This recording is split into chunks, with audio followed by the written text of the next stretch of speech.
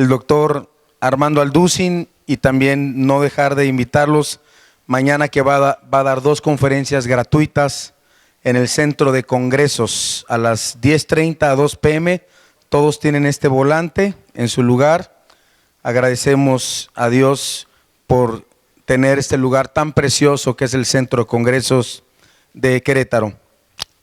El doctor Armando Alducin es fundador y presidente de Vida Nueva para el Mundo, y sus conferencias son escuchadas en 85 países alrededor del mundo a través de la cadena de televisión Enlace y otras televisoras. Es autor de varios libros con diversos temas: Dios y la existencia del mal, Creación y evolución, Irak y el anticristo, que los pueden adquirir en la parte de afuera a la salida. Ha tenido debates en diferentes foros con ateos, agnósticos y comunistas, y sus conferencias son transmitidas de costa a costa en Estados Unidos y en Europa, repito, en 85 estaciones de radio y televisión. Y nos viene a impartir una conferencia que se llama Señales del Fin del Mundo. No podíamos cerrar el año escuchando qué dice la Biblia de los acontecimientos que hemos estado viviendo durante los últimos meses y este año, y la Biblia tiene mucho que hablarnos acerca de todo esto que se había profetizado. Con ustedes, mi padre, el doctor Armando Alducin.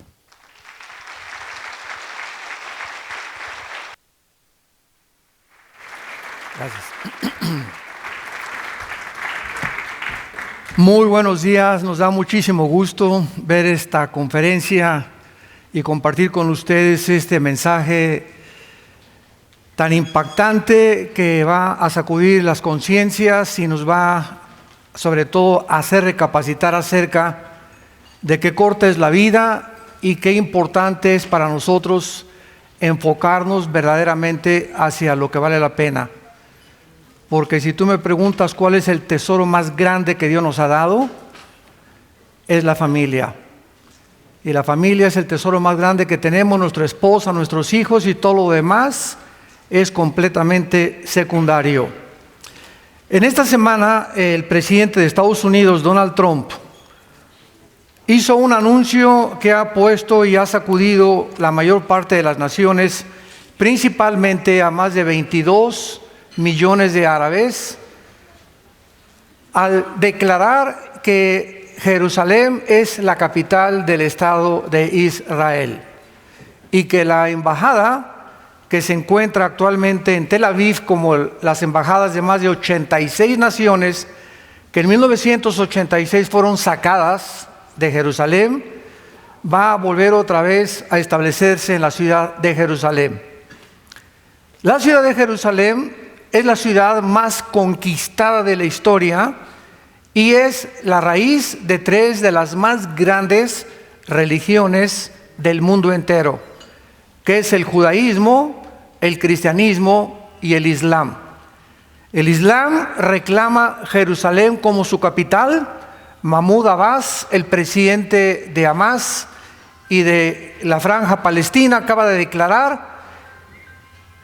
Vamos a pedir silencio con los celulares.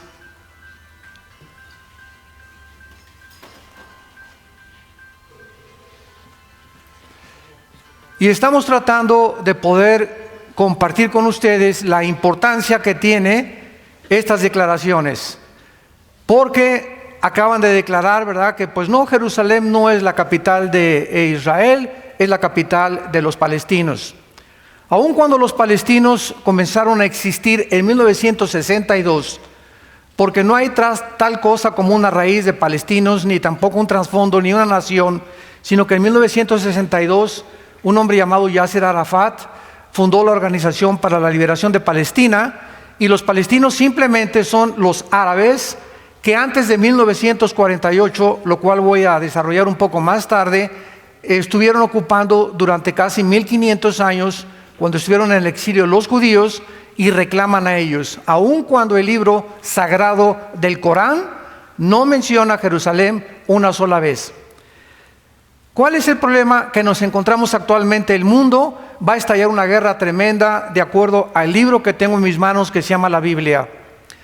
Este libro contiene los registros más antiguos de física, de genética, de química, de biología, de arqueología, de antropología, de literatura, de poesía y de cualquier disciplina académica que tú me quieras mencionar. Durante estos 40 años que tenemos compartiendo este mensaje, en septiembre de este año cumplimos 40 años de levantar este libro a las naciones. No he encontrado a una sola persona en la mayor parte de las naciones donde hemos dado estas conferencias que se atreva a decirme qué libro es más importante y más grande que la Biblia. Haz esta pregunta a físicos, astrofísicos, ateos, agnósticos, políticos, deportistas, artistas, y la persona que se atreva a decir que hay un libro mejor que la Biblia no sabe lo que está diciendo o ignora profundamente el contenido de este compendio de 66 libros que nos dan realmente las respuestas que nunca la ciencia nos va a responder. ¿De dónde venimos? ¿Quiénes somos? ¿Y hacia dónde nos dirigimos? La ciencia no puede decirnos de dónde venimos, porque para que sea científico tiene que ser repetitivo. Entonces la ciencia especula, teoriza, tienen hipótesis, como la teoría del Big Bang, pues parece que fue un accidente, y el colmo es, ¿verdad?, asegurar y repetir la mentira de hace más de un siglo, que venimos de chita, que somos la selección natural de los animales o especies más evolucionadas, cuando no existe, damas y caballeros, señores maestros de la escuela, una sola evidencia científica de una mutación a otra mutación. ¿Pero por qué se enseña esto? Simplemente porque no hay manera de descubrir de dónde venimos, ni cuál es el origen del universo, ni cuál es el destino del ser humano, porque somos hombres imperfectos, somos una raza caída. Entonces necesitábamos la revelación de Dios, que Él bajara a este mundo hace 2000 años, que muriera en una cruz, que fuera enterrado y que fuera resucitado a los 3 días, para que pudiéramos nosotros tener la certeza inequívoca de que hay vida después de la vida y que Jesucristo es el Hijo de Dios. Realmente estamos viviendo, de acuerdo a la Biblia, la recta final, la última generación. ¿Qué tan cerca nos encontramos de nuestra propia autodestrucción? Porque el diagnóstico que Dios hace de la raza humana en la Biblia es exactamente como la raza humana se ha comportado en los últimos 6000 años que tenemos de historia. ¿Podemos nosotros mencionar señales que realmente nos encontramos en la última generación? ¿Qué diferencia tiene la Biblia del Tripitaka de Buda, de los Vedas, de los persas, del Islam, del Corán y de los tantos libros sagrados que existen? Es increíble las evidencias proféticas con una exactitud del 100% que la Biblia nos ofrece. Es el primer libro que fue impreso en la imprenta de Gutenberg, la Biblia. Es el libro más traducido a más idiomas, a más lenguajes y a más dialectos que cualquier otro volumen de literatura. Y es el libro que nos ofrece realmente la esperanza que nosotros tenemos y que tú puedes tener esta mañana, que si tú mueres algún día, tú puedes volver a vivir eternamente con el Hijo de Dios. En el Evangelio de Mateo capítulo 24, a Cristo se le acercaron los discípulos hace 2000 años, haciéndoles 3 preguntas. Y estando él sentado en el monte de los olivos, versículo 3, los discípulos se le acercaron aparte diciendo: dinos, número 1, ¿cuándo serán estas cosas? 2, ¿qué señal habrá de tu venida? Y número 3, ¿qué señal habrá del fin del mundo? Respondiendo Jesús les dijo: miren que nadie los engañe. Vendrán muchos en mi nombre diciendo: yo soy el ungido, o sea, yo soy el Cristo, y a muchos se engañarán. Y oirán de guerras y rumores de guerras. Miren que no se turben, porque es necesario que todo esto acontezca, pero aún no es el fin. Porque se levantará nación contra nación, reino contra reino, y habrá pestes, hambres, terremotos en diferentes lugares, y todo esto será el principio de los dolores. Cuando Jesús menciona que una de las señales del mundo era cuando las naciones del mundo se enfrascaran o se involucraran en una guerra mundial, durante toda la época del ser humano, de acuerdo al Instituto para la Investigación de la Paz en Suecia, Estocolmo, en los 6,000 años de historia que tenemos, damas y caballeros, solamente hemos visto 25 años de paz. 25 años de paz, de acuerdo al Instituto para la Investigación de la Paz, en Estocolmo, Suecia, que el ser humano ha vivido en paz. Toda la historia del ser humano son guerras. Desde que Caín asesina a su hermano Abel con una mandíbula de un burro. Desde entonces el ser humano es un ser humano contra el otro. Blancos contra amarillos, negros contra blancos, católicos contra protestantes, etcétera, etcétera. Es una guerra étnica, un racismo entre nosotros impresionante por la maldad que existe dentro del corazón y el egoísmo de hacernos creer que somos superiores a los demás.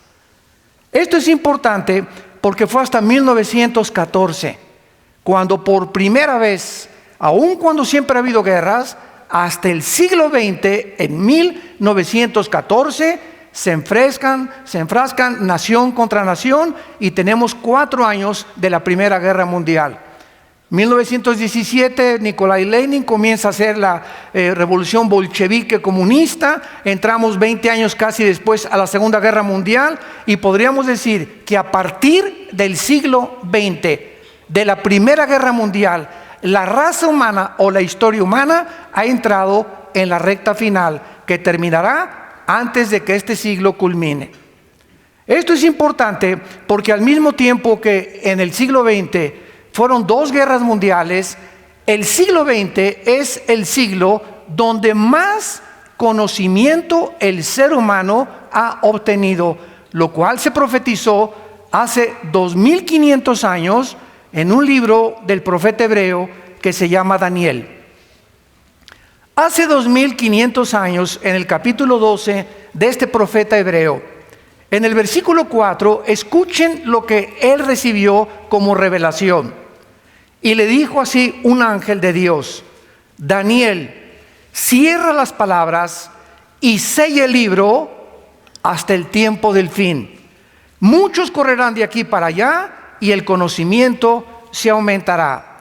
Veamos nosotros a continuación, damas y caballeros, que de acuerdo a esta profecía, hace 2500 años se cerró o se le puso un candado y el ángel le dijo a Daniel: Daniel, la revelación que te estoy dando van a pasar 2600 años aproximadamente y hasta el tiempo del fin la humanidad va a comprender lo que te acabo de revelar hace 2600 años.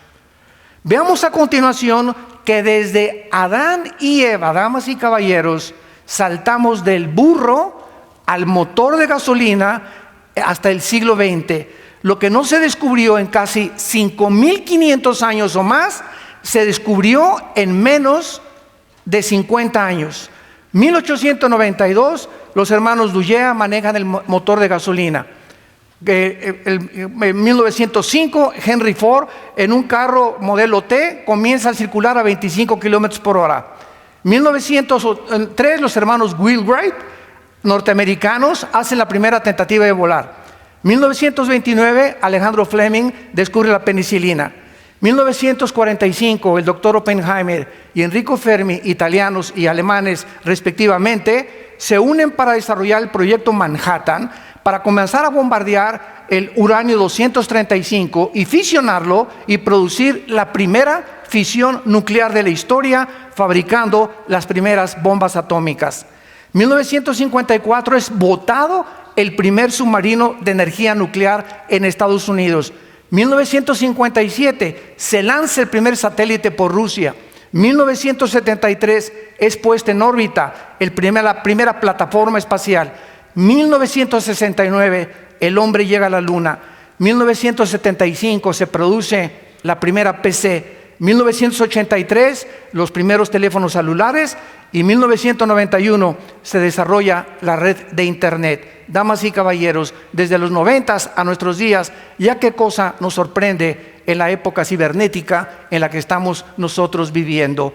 Escuchen esto, en el siglo XX se inventaron los focos, la aspirina, los plásticos, la insulina, la televisión, el radio, los trasplantes, el chip de silicio, el rayo láser, el refrigerador, el cine, la píldora anticonceptiva, la lavadora, los teléfonos celulares, el iPhone, el iPad, etcétera, etcétera. La pregunta es, ¿por qué fue hasta el siglo XX que el hombre alcanzó este desarrollo tecnológico y científico que durante los siglos anteriores jamás se había logrado?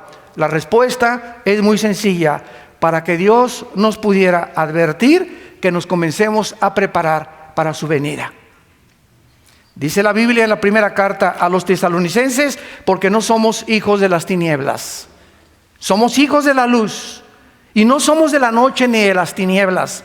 No durmamos como los demás, sino velemos y seamos sobrios, porque no nos ha puesto Dios para la ira, ni para el juicio que viene sobre el mundo. Antes de que Cristo regrese, la Biblia establece, millones de personas vamos a desaparecer en lo que se conoce como el arrebatamiento de la iglesia. Y va a llegar un día en que vas a voltear y tu esposa no está en tu cama, no se fue con el lechero. Y tus hijos desaparecieron o tu esposo desapareció. Todos los millones de niños en los hospitales van a desaparecer y van a comenzar el mundo a producir una confusión en los medios de comunicación. Pilotos se van a estrellar porque desaparecían los pilotos, accidentes múltiples en las carreteras. ¿Y qué creen ustedes que va el mundo a comenzar a responder ante la desaparición de millones de personas? Se los llevaron los ovnis. Y esto es algo muy claro, que desde 1946 la aparición del fenómeno ovni ha tenido lugar con más frecuencia, preparando el mundo para una venida de una forma sobrenatural de supuestos extraterrestres. Y que la Biblia nos muestra que no son extraterrestres, ni marcianos, ni jupiterianos, ni plutonianos, son ángeles caídos, bajo la agencia de un querubín llamado Lucifer, que después se le puso el nombre de Satanás, que significa el adversario, y después se le llamó el diablo, que significa el acusador. Estamos rodeados de un mundo de maldad, donde hay influencia y energías poderosas sobre los seres humanos para volvernos locos, para abortar la misión que tenemos en este mundo, para hacernos creer que venimos de los animales y que no somos agentes morales responsables de nuestras acciones. Es un mundo completamente dominado, en el cual, cuando conocemos la verdad, Jesús dijo, la verdad te hará libre. Y no es hasta que conoces la verdad en Jesucristo que tu mente será engañada e irás de botella en botella, de mujer en mujer, de negocio en negocio, de filosofía en filosofía, cienciología, que el Calimán, y que la cientología, y que esto y el otro, y que la dianética, etcétera, etcétera. Y el mundo está perdido y se siguen oyendo las palabras: yo soy el camino, la verdad y la vida. Las palabras del Hijo de Dios. Dios quiere que nosotros sepamos que el conocimiento que el hombre ha adquirido en el último siglo ha sido una de las señales principales de que nos encontramos al final de la historia. Pero lo más irónico de esto es que en el siglo XX, donde más conocimiento científico y más avances tecnológicos el hombre alcanzó, escuchen esto, es el siglo donde más ateos surgieron. Antes del siglo XX, Blaise Pascal, astrofísico francés, cristiano; Isaac Newton, el que descubrió las leyes de la gravitación, cristiano; Einstein confesó que él creía en Dios; Louis Pasteur, Kepler y todos estos científicos, Galileo Galilei, que casi la Iglesia Católica lo crucifica por decir que el Sol no circulaba la Tierra, sino que es la Tierra la que circula alrededor del Sol, eran cristianos. ¿Qué pasó en el siglo XX?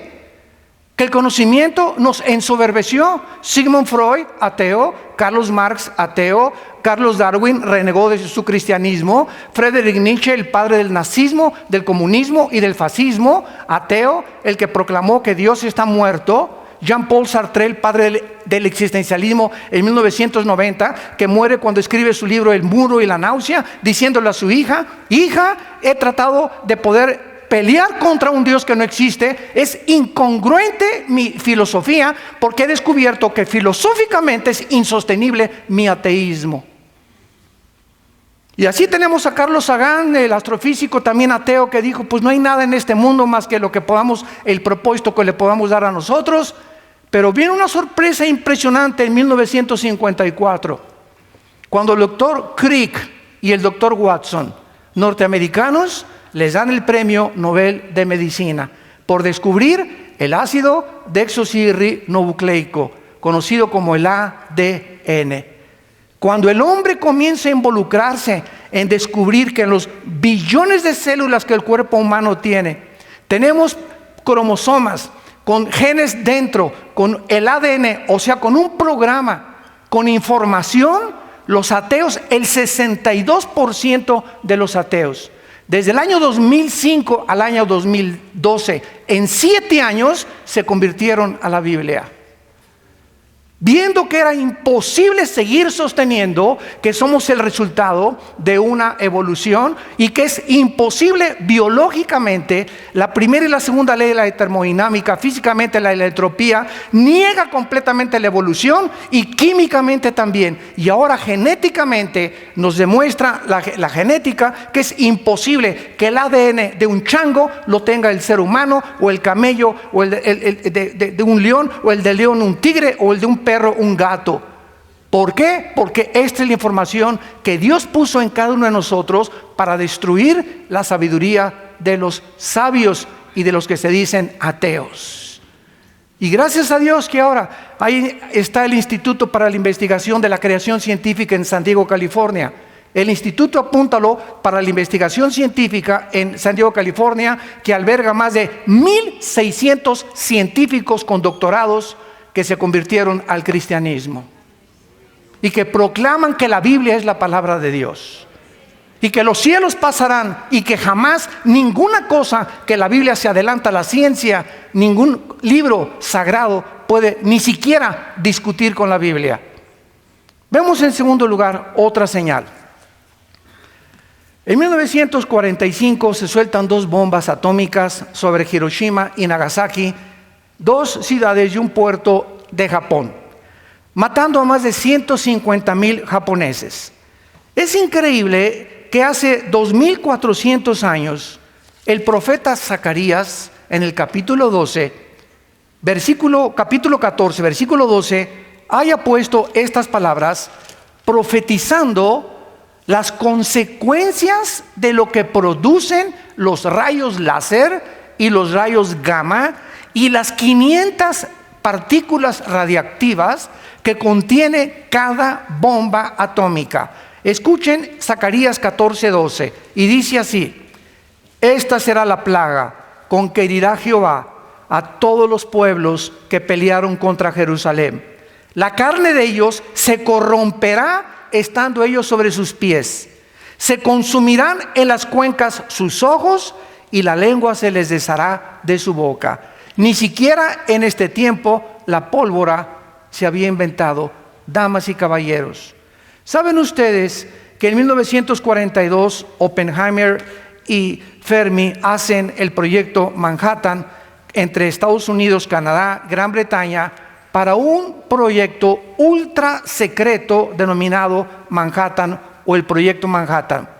Invitan a Alberto Einstein y Alberto Einstein manda una carta al presidente de Estados Unidos diciéndole: el día que nosotros comencemos a desintegrar el átomo del elemento uranio 235, lo vamos a usar contra nosotros. Yo no quiero involucrarme en este proyecto porque tarde o temprano el hombre, cuando mete sus manos en la tecnología o mete sus manos en la genética, como se está manipulando actualmente, etcétera, etcétera, siempre se vuelve contra nosotros aquello que descubrimos por la incapacidad que el ser humano tiene para poder manejar su propia vida, su propio matrimonio, sus propios hijos, sus propios negocios y mucho menos las naciones. El 6 de agosto de 1945, a las 8:15 de la mañana, se lanza a una altura de 500 metros. La bomba atómica no explota cuando toca el suelo. La bomba atómica explota a 500 metros antes de que toque el suelo para su información. Se suelta una bomba sobre Hiroshima y esta bomba medía 3 metros y 4 toneladas de peso. Portaba uranio como material fusionable y su poder explosivo fue de 20 kilotones. Un kilotón equivale a 1 tonelada de dinamita. O sea, esta bomba, recuérdalo, tenía 20,000 toneladas de dinamita.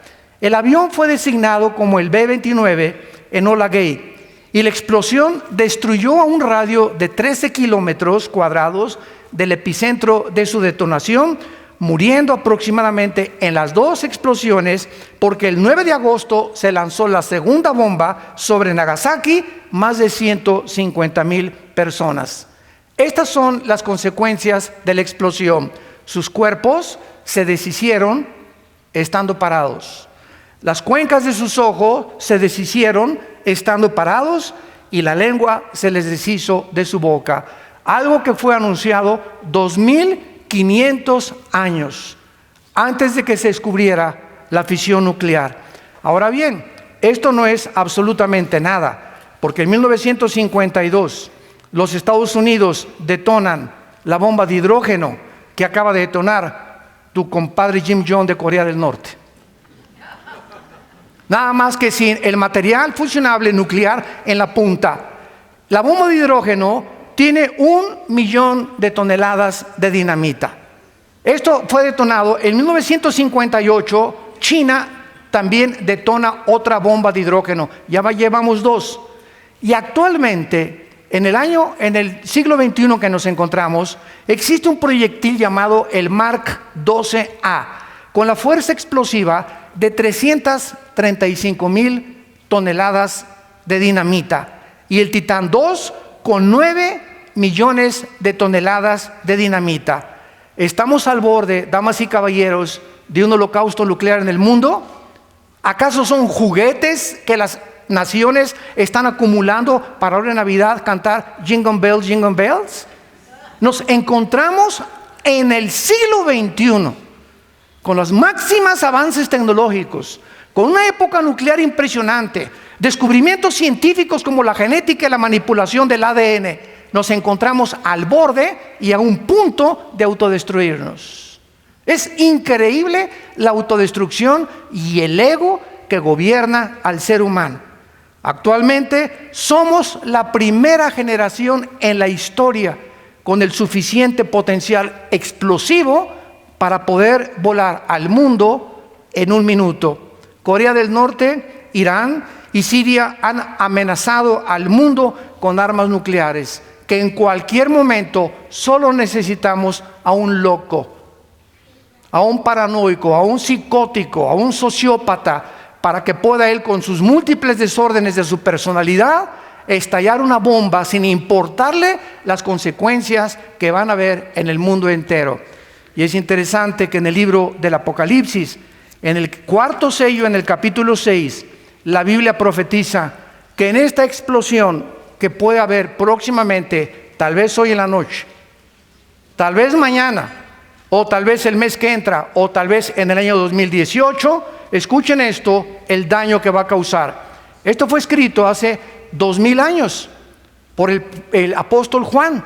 Fue el último de los apóstoles de Cristo, murió de 95 años de edad, exiliado por el emperador Vespasiano en la isla de Patmos, que se encuentra junto al mar Egeo. Cuando ustedes vayan a Jerusalén o a Grecia, nunca se pierdan este viaje a la isla de Patmos. Ahí se encuentra la tumba donde murió el apóstol Juan y donde Dios le reveló el Apocalipsis, que significa descorrer el velo o correr la cortina, o Dios nos abre la ventana para que veamos el futuro de la humanidad. Y escuchen lo que dice Apocalipsis 6, versículo 8.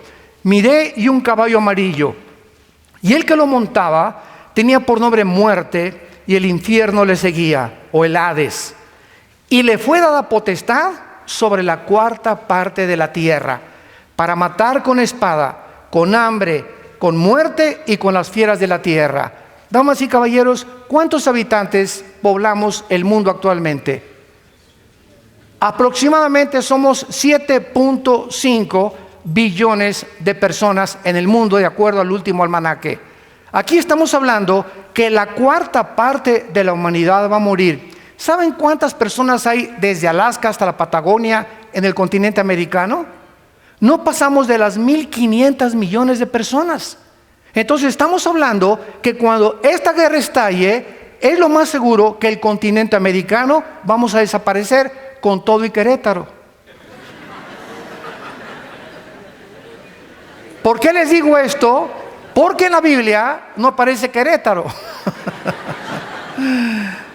En la Biblia no aparecen los Estados Unidos de Norteamérica.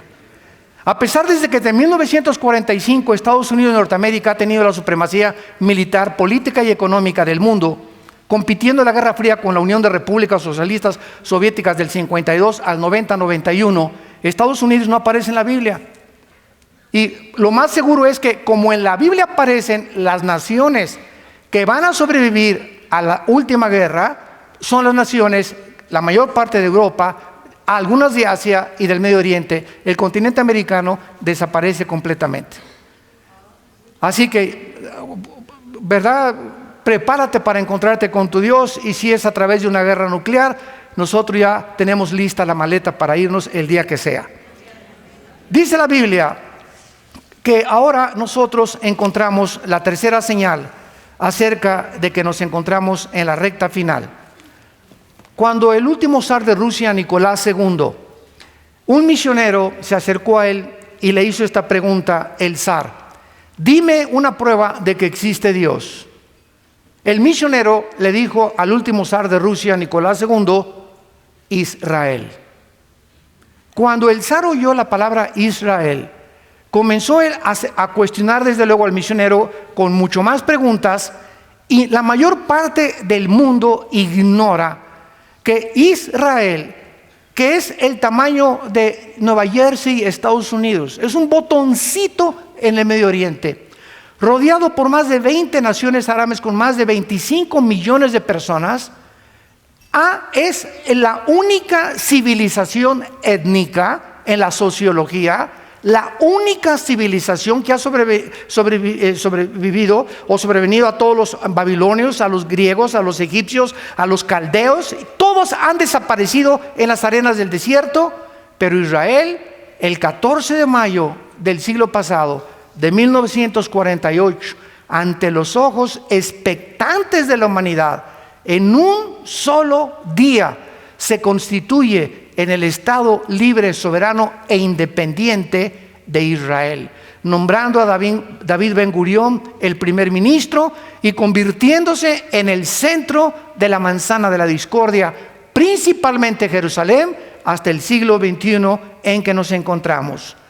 En el libro de Amós, en el Antiguo Testamento, capítulo 9, otro profeta hebreo se hizo esta profecía acerca de que Israel tenía algún día, después de ser exiliado, cuando el general Tito, hijo de Vespasiano, el emperador romano, en el año 70 después de Cristo, llegó a Jerusalén y no dejó piedra sobre piedra.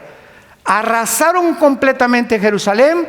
Escuchen esto, y desde el año 70 después de Cristo hasta el 14 de mayo de 1948, los judíos fueron esparcidos por el mundo entero y se mezclaron con los españoles, con los italianos. Hay mexicanos judíos que no lo saben que son judíos, costarricenses, nicaragüenses, negritos, etíopes, etcétera, etcétera. Se dispersaron las 10 tribus que los asirios en el año 700 antes de Cristo se llevaron cautivos a Siria. Y esto es impresionante, porque cuando este zar escuchó que el pueblo judío era una evidencia de la existencia de Dios, lo vamos realmente a comprobar. En primer lugar, ¿por qué Dios escoge a los judíos? Y si hubiéramos sido los mexicanos, ¿y por qué no los italianos? Y si hubieran sido los ticos de Costa Rica, los nicaragüenses, ¿y por qué no nos escogió a nosotros?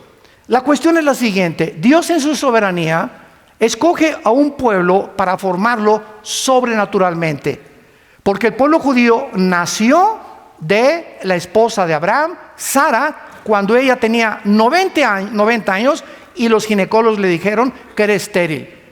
Abraham, ni con las pastillas que hay ahorita, podía Abraham, ¿verdad?, tener hijos.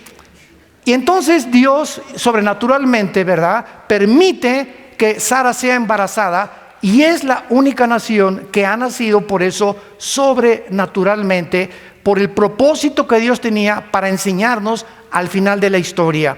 Entonces, en segundo lugar, Dios escoge a los judíos para que a través de ellos tuviéramos 66 libros que forman el compendio de las Sagradas Escrituras, y para que a través de los judíos, y no hubiera ninguna otra alteración, todos los autores de la Biblia, menos el doctor Lucas, que era gentil, eran todos hebreos. Número 3, Dios escoge a los judíos para que a través de este grupo étnico naciera el Mesías prometido, Jesucristo, el Hijo de Dios. Cuando Jesucristo hace su aparición en la escena mundial, Jesucristo tenía que demostrar que Él descendía genéticamente de Abraham y de Adán para poder identificarse con todos nosotros. Esta es la razón por la cual cuando José y María estaban comprometidos y ya estaban listos para irse a Cancún de luna de miel, se le aparece un ángel a María y le dice: María, tu esposo no va a tener nada que ver en el embarazo que vas a tener. Ella se espantó y dijo: ¿cómo es posible que me pueda embarazar si José y yo estamos comprometidos? Y entonces el ángel, en el Evangelio de Lucas y el Evangelio de Mateo, le dicen a María: el santo ser que va a nacer en tu vientre será hijo del Altísimo, y le pondrás por nombre Yeshua, que significa Jesús el Salvador. Ahora bien, damas y caballeros, hasta 1954, escuchen muy bien, hasta 1954, cuando se descubre el ADN, la gente comienza a entender por qué José no se pudo meter con María, por qué el Hijo de Dios no podía nacer como tú y yo nacimos. Y entonces se descubre que las mujeres tenemos 46 cromosomas los hombres y 46 cromosomas las mujeres, pero las cromosomas del óvulo o sexuales de la mujer son 23 cromosomas, y las 23 cromosomas del cromosoma o del esperma del varón. Apúntalo: la mujer tiene 2 cromosomas XX, el hombre tiene cromosomas XY, y estas cromosomas son las que determinan el género masculino o femenino. Tú eres varón y yo soy varón porque mi padre, cuando tuvo relaciones con mi mamá, fue el cromosoma Y el que fertilizó el óvulo de mi mamá y nacimos varones. Y tú eres mujer porque el cromosoma X de tu papá fertilizó las 2X de tu mamá y naciste mujer. En otras palabras, las mujeres no tienen el cromosoma Y, solamente tienen 2X, el hombre tiene el Y. Ahora, ¿qué fue lo que pasó? La Biblia dice, cuando se descubren las leyes de la genética o de la herencia, en 1860 por Gregorio Mendel, que comenzó a hacer experimentos con chicharitos, y que hay una transmisión de generación en generación. Las uvas son uvas, las papayas son papayas. Algo hay en la semilla, hay una información en las hormigas, en los gatos, que se transmite el color de los ojos, el tamaño, las minerales, en fin, todo lo que contiene codificado el ADN. Entonces se descubre, cuando las leyes de la herencia, que todos hemos heredado de nuestros padres el color de los ojos, unos las orejas de papalote de la abuelita, otros, ¿verdad?, hasta el carácter, eres igual de berrinchudo que tu papá. Entonces la ciencia corrobora que las leyes de la herencia están escondidas en el ADN. Ahora la Biblia es el único libro que nos dice que hemos heredado también algo espiritualmente, porque somos espíritu, tenemos un alma y vivimos dentro de un cuerpo, de acuerdo a la Biblia. Somos espíritu, tenemos un alma que es la mente, la voluntad, los sentimientos, el intelecto, y el cuerpo, el envase que día a día, de acuerdo a la ley de la entropía, se está deshaciendo. Entonces la Biblia dice que hemos heredado una enfermedad, una infección, que William Shakespeare le quiso llamar el defecto trágico. Carlos Marx, la lucha de clases. No, si el Estado proletariado derriba a la burguesía, se va a justificar y va a haber igualdad y equidad en la sociedad. Sigmund Freud, no, el problema del ser humano es la infancia y la sexualidad de la infancia. Y todos han tratado de atribuirle alguna raíz a la razón por la cual nos comportamos como nos comportamos. La Biblia le llama pecado. En pecado hemos sido nacidos, Salmos 55, Romanos 3:23, y fuimos nacidos destituidos, muertos, lejos de la comunión con Dios. Desde Adán hasta nuestros días nacimos desconectados de la fuente de energía. Y como estamos desconectados de la fuente de energía, hemos buscado en el alma, en la mente, pues cosas altruistas y alcohólicos anónimos, marihuanos anónimos, psicología, psiquiatría, cientología, religiones, buscando alguna manera de poder otra vez reencontrarnos con algo que nos dice que trasciende nuestra capacidad pensante y que tiene que haber algo fuera de nosotros, pero como no sabemos qué es, aunque sabemos que trasciende, ese Dios al que muchos adoran sin conocerle es el que Jesucristo nos vino a revelar. Y hasta que tú encuentras a ese Dios que en tu alma, yo lo busqué en el comunismo, en la dialéctica materialista, lo busqué en la psicología, en la psiquiatría, me quería ir de monje budista a los Himalayas cuando tenía como 20 años, quería raparme y ser Hare Krishna también. En fin, ¿verdad? Todos buscamos algo, ¿por qué es vivo? ¿Por qué existo? Y fue lo que Sócrates anticipó hace aproximadamente 2200 años. Pienso, luego existo. Existo, luego vivo. Vivo, tiene que haber una causa. Esta causa no está dentro de mí. Esta causa tiene que estar fuera de mí. Entonces, a esa causa fuera de mí le llamo el Dios desconocido. Al que las religiones adoran sin conocerle, es al que Jesucristo nos vino a reconciliar y hacernos regresar al corral de las ovejas. Esta es la maravillosa vida de Jesucristo. Y es cuando nosotros comenzamos a entender claramente por qué Jesucristo tenía que venir de los judíos. Escuchen esto.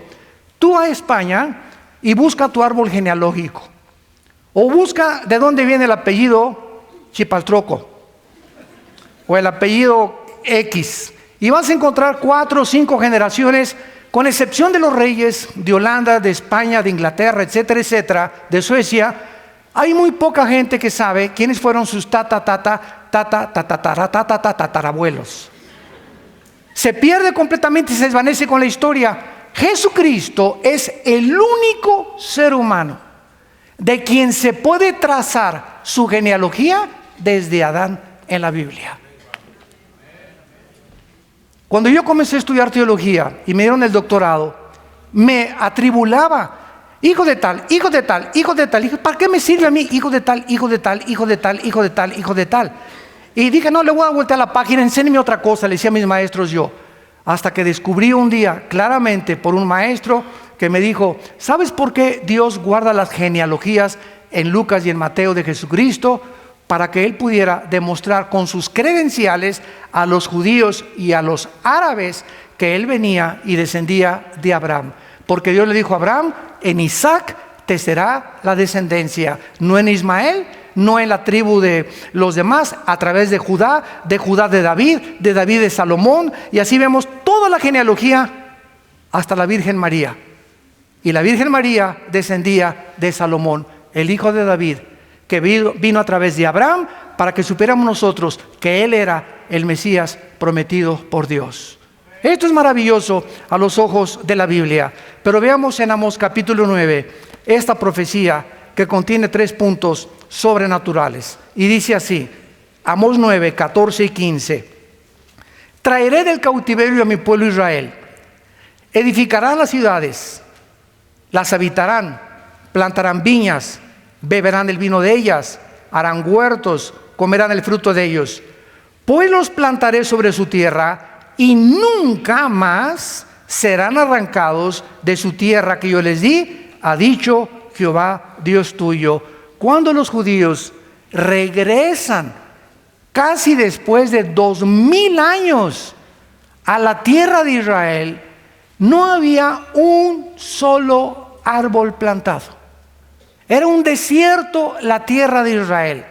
A las 5:30 de la mañana, el 15 de mayo, horas después de que se establece por las Naciones Unidas, después del genocidio de los nazis, que regresen a su tierra, los atacan 1 hora después que se constituyen como Estado a través de las Naciones Unidas. Los árabes los atacan por primera vez. Y después vienen las guerras que vamos a ir viendo, pero cuando llegan los judíos no había árboles. En 2000 años, los pocos árabes, que ahora les llaman palestinos, no sembraron ningún árbol. ¿Saben ustedes que en 1950, 2 años después de que ellos llegan a Israel, plantan en la obra de la ingeniería hidráulica más portentosa del siglo XX, 7 millones de árboles, olivos? En 2 años irrigan la tierra y plantan más árboles de los 6 millones de judíos que los nazis asesinaron en la Segunda Guerra Mundial. Aquí lo dice claramente: traeré del cautiverio a mi pueblo Israel y habitarán las ciudades que yo les he dado. Ahora bien, los plantaré y a nadie los va a arrancar. Cuando ellos llegan, los atacan. En el 52 los vuelven a atacar. En 1967, la guerra más portentosa, sorprendente y misteriosa de todas las milicias de Alejandro el Magno, de Napoleón Bonaparte, de Carlomagno, el general Schwarzkopf, que fue el general que dirigió la coalición en 1990-91 en la guerra del Golfo Pérsico, graduado de West Point, escribe en sus memorias, lo puedes comprar por internet, el libro del general Schwarzkopf, lo que él dice: la guerra de los 6 días en Israel es la guerra más milagrosa, portentosa, sobrenatural que he leído y que jamás nadie puede jamás sobrepasar. ¿Qué pasó en la guerra de los 6 días en junio del 1 al 6 de 1967? El presidente Nasser, en aquel tiempo de Egipto, junta Jordania, Siria, Líbano, Irak, y les dice: aplastemos a los judíos, saquémoslos al mar Mediterráneo y terminemos con este problema de una vez y para siempre. Dios les salva milagrosamente, porque después de que Egipto, Siria, Irak y Jordania, con casi 500,000 de soldados, 2,800 tanques y 800 aviones rodean a Israel. Escuchen esto. En la ley de las probabilidades, los que les gustan las matemáticas, si nosotros somos ahorita 800 personas en este salón y nos rodea un ejército de 20,000 soldados, vamos a poner 5,000 ametralladoras y nosotros tenemos 50 ametralladoras.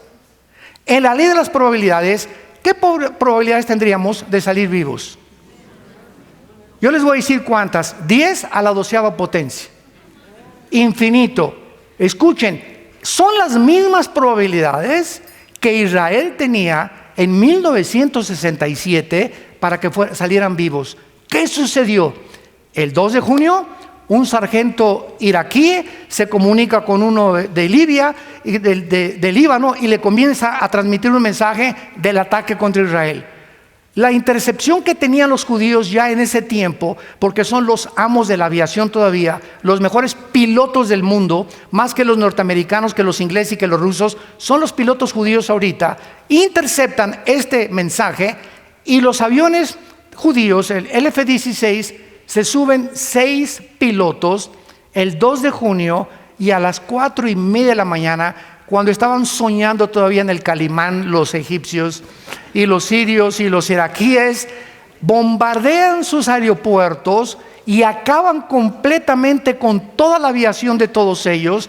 El 4 de junio los judíos dominaban el aire, lanzan todos los tanques, y el 6 de junio se encontraban en la península del Sinaí, en las colinas del Golán, al norte del mar de Galilea, y habían reconquistado por primera vez Israel, Jerusalén, la parte occidental y la parte oriental. El general Moshe Dayan, que fue el que dirigió esta operación de guerra, se levanta, ¿verdad? Alaban a Jehová y le dan gracias a Dios, y las Naciones Unidas les mandan un mensaje. por favor, retírense de la colina del Golán, retírense de Egipto, porque si no se arma otra guerra y vamos a partir Jerusalén en 2 secciones. Se pueden quedar con la parte oriental, que es el Muro de los Lamentos, donde están ahorita, y en la parte occidental, que es donde están los musulmanes con la mezquita de Omar.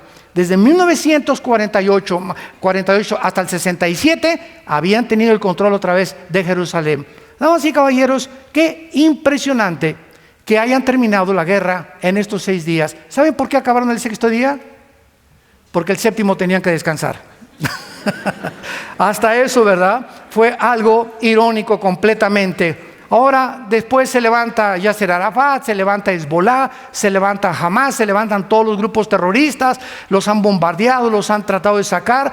Nunca desde el 48, escuchen esto, los medios de comunicación te pueden decir muchas cosas, nunca desde el 48 Israel ha comenzado una sola guerra. Siempre han sido defendidos por Estados Unidos o por las mismas armas que ellos tienen, pero nunca han sido ellos los agresores. ¿Por qué? Porque el juramento de Yasser Arafat y de Mahmoud Abbas antier dijo: nosotros no vamos a tolerar que Jerusalén sea la capital de los judíos, es la capital de los palestinos, y daremos nuestra vida por ellos. Y así dice la Biblia que va a terminar la historia humana en Jerusalén. Escuchen lo que dice Zacarías capítulo 12, otro profeta de hace 2600 años.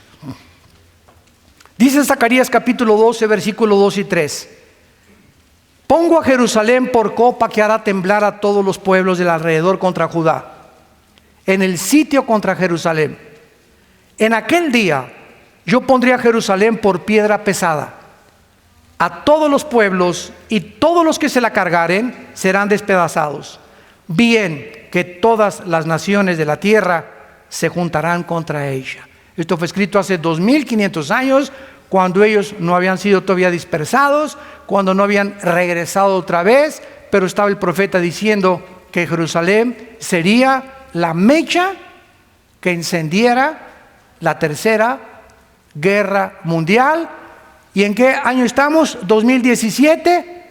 ¿Y cuál es ahorita la manzana de la discordia en el mundo? Jerusalén.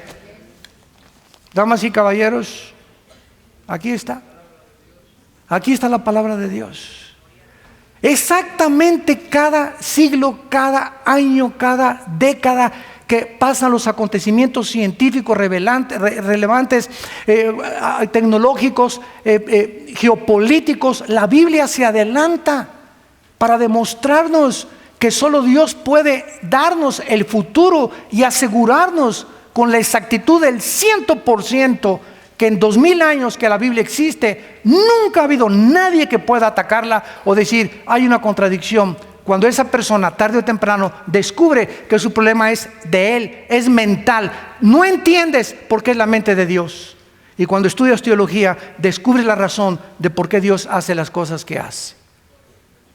Y esto es maravilloso, porque nos encontramos precisamente al final de esta historia, cuando en cualquier momento la historia va a terminar, y cuando tu tiempo y tu vida ya no tienes más oportunidad de poder decirle a Dios: perdona mis pecados, entra a mi corazón, te recibo como mi Señor y Salvador.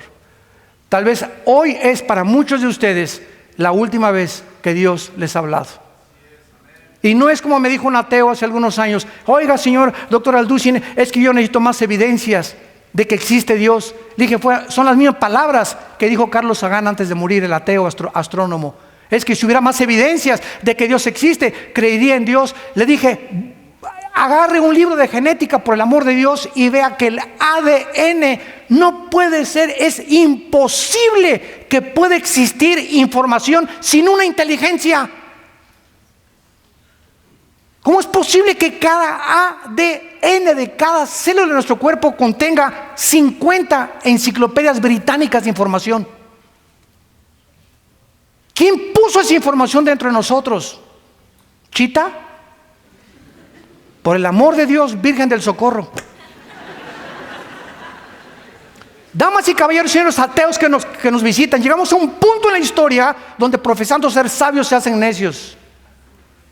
Ahí me han atacado. ¿Usted cree que de los que creen que Adán y Eva, le dije, oye, cabeza de aguacate, Tenemos más de un siglo enseñando una mentira a nuestros estudiantes en la universidad, que venimos de la evolución y que somos animales. Y si es así, no necesitamos un Salvador, no necesitamos reglas morales, ni un código de conducta, no necesitamos 10 mandamientos, porque en ese momento le dije a este ateo: tú eres tu Dios, y tú haces tus propios mandamientos, y no te atrevas a decirle a tu hijo: no fumes marihuana, o no te acuestes, hija, con esa persona antes de casarte, porque tú tienes tu moral, él tiene su moral, y entonces todos somos dioses. No hay una verdad, ni una equidad, ni un código de conducta absoluto al cual podamos nosotros tener como punto de referencia. Nos convertimos en dioses. Y esta es la razón por cual estamos a punto de destruirnos, porque no hemos querido entender que Dios nos hizo a su imagen y semejanza, que hace 2000 años murió su Hijo en una cruz y dio su sangre y fue coronado con espinas, sus manos y sus pies sangraban.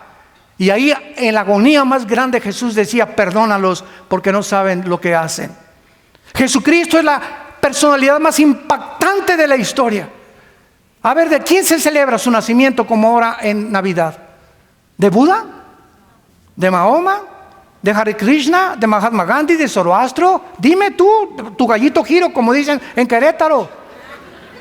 ¿De qué otro hombre separan todo y todo se convierte? Hasta los ateos no van a trabajar. O sabemos que no nació el 24 de diciembre, pero es como el Día del Padre, que escogen cualquier día, el Día de la Madre, el día, etcétera, etcétera. Se escogió el 24 de diciembre. ¿Qué importa el día si no nace en tu corazón? Pero además de eso, ¿de qué otro hombre se celebra su muerte como en Semana Santa? ¿De tu tío? ¿De Nietzsche? ¿De Sartre? ¿De Bertrand Russell? ¿De Richard Dawkins? El ateo que está ahorita de moda, que escribió puras, yo le llamo marihuanadas. A ese grado hemos llegado en la humanidad de tontería. Tenemos más de un siglo creyendo, insistiendo que venimos de los animales, cuando no hay pruebas científicas, ni físicas, ni genéticas, ni biológicas de ello. Pero ¿por qué insistimos? Por el orgullo intelectual, la soberbia del hombre. Es la que te impide venir a la cruz, hincarte en esta mañana y darle tu vida al Salvador. Y los días los tenemos contados, damas y caballeros. Ya no podemos pasar ningún día más sin que entendamos que viene el día del juicio. El juicio viene, el juicio viene, el juicio viene. Prepárate para encontrarte con tu Dios. No quisieran muchos de ustedes en esta mañana venir a la cruz. Yo invito a muchos de ustedes en esta mañana que se acerquen al Señor, al Dios de la Biblia, al Padre de Abraham, de Isaac y de Jacob, al Dios y Padre de Jesucristo, que lo resucitó a los 3 días y que anhela tener comunión contigo, una relación personal, viva, dinámica, orgánica con tu alma, para que tú descubras que hay algo más que hacer dinero, hay algo más que el sexo, más que el hedonismo y los placeres. Nunca encontrarás la paz, por más rico que seas, por más político y diputado y gobernador que te hagan y presidente de la República. Llegarás como un artista, el deportista más famoso, la artista más famosa, Miss Querétaro, Miss Mundo, Miss Universo, lo que tú me quieras decir. Al final encontrarás el vacío en tu alma que persiste. Como dijo Madonna hace 6 meses, tengo miedo de pasar los 55 años de edad y no tener la adrenalina de un público que me adore, porque se me va a acabar. Y así como se le acabó a Michael Jackson y Elvis Presley y a los políticos y deportistas, llega un momento en la vida en el que ya dices: ¿qué sigue? ¿Qué sigue? Porque fuimos creados con ese vacío que solo Cristo lo puede llenar. Y Él puede entrar a tu vida en esta mañana, porque Él le has abierto la puerta al comunismo, a la dianética, a la cientología, al Himalaya, al ateísmo, al agnosticismo, al escepticismo. Ábrele la puerta a Jesús. No pierdes nada. Él viene para darte vida y vida en abundancia. Tú háblale, dile: Señor Jesús, vamos a inclinar nuestra cabeza algunos instantes, y ahí desde tu lugar dile estas palabras con todo tu corazón: Señor mío y Dios mío, reconozco que soy un pecador, una pecadora, y que no puedo hacer nada con mis pecados, porque yo no me lo puedo lavar a mí mismo, ni tengo el poder para cambiar de vivir. Creo que en esa cruz derramaste tu sangre preciosa hace 2000 años, y como creo que resucitaste de los muertos a los 3 días, te pido, Señor Jesús, que entres a mi corazón como mi Señor y mi Salvador. Te doy las gracias por haber pagado en mi lugar la cuenta pendiente de pecado que tenía contigo y que nada ni nadie la podía borrar más que tu sangre preciosa. Gracias por entrar a mi vida. Quiero conocer la verdad. Quiero ser libre. Quiero morir en paz, sabiendo que si hoy mismo me llamas a casa, tengo la seguridad de irme contigo, no porque lo merezca, sino porque tú diste tu vida en mi lugar. Te doy gracias por el poder que ahora me das en el Espíritu Santo para comprender las cosas profundas de tu mente y entender que separado de ti nunca podré hacer nada. Te lo pido y te doy las gracias en el nombre de Jesucristo, tu Hijo amado. Amén. Gracias a Dios por este libro. Gracias a Dios por la Biblia. Gracias, Señor. Gracias, Padre, por este libro maravilloso. Gracias, Señor.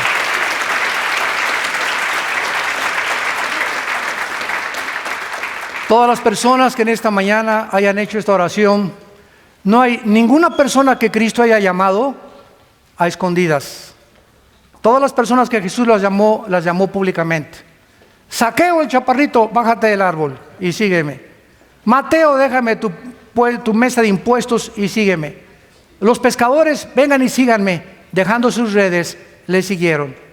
Si tú en esta mañana acabas de hacer esta oración por primera vez, invitando a Jesucristo a tu vida, ahí desde tu lugar, yo te invito a que te pongas de pie. Párense todos los que hicieron esta oración por primera vez. Gracias a Dios. Mira cuánta gente. Que Dios los bendiga. Gracias, Señor. Gracias, Padre. Gracias, que Dios la bendiga. Gracias, que Dios lo bendiga. Gracias a Dios. Gracias. Gracias, muchas gracias. Qué lindos jóvenes. Gracias. Oh, jóvenes, acuérdense de su juventud. Acuérdense de Dios en los días de su juventud. Qué lindo los jóvenes que se van a recibir a Cristo. Los matrimonios se pararon de la mano juntos. Que Dios los bendiga, gracias a Dios. Los viejitos, gracias a Dios, que Dios los bendiga. Ya tienen la visa hoy en la noche para el otro lado. Garantizada por la sangre de Jesucristo. Gracias a Dios. Dios te bendiga también, gracias a Dios. Gracias por tu vida. Dichosos y felices los pobres en espíritu, porque ustedes verán a Dios. Dichosos y felices todos ustedes que son misericordiosos y que no ven a la gente como tus intereses o como personas para ser usadas, sino que vemos a la gente como almas necesitadas que necesitan a Cristo. Y dichosos y felices seas cuando te persigan y cuando la gente se burle de ti porque eres cristiano. No te amedrentes, al revés, gózate, porque así persiguieron a los profetas, a los apóstoles y al Hijo de Dios. Si a Él hicieron eso, ¿qué nos pasará a nosotros? Gocémonos y alegrémonos cuando en el nombre de Jesús somos perseguidos, porque grande es el galardón que Dios tiene para ustedes en los cielos. Que tengan mucha paz y que Dios los bendiga.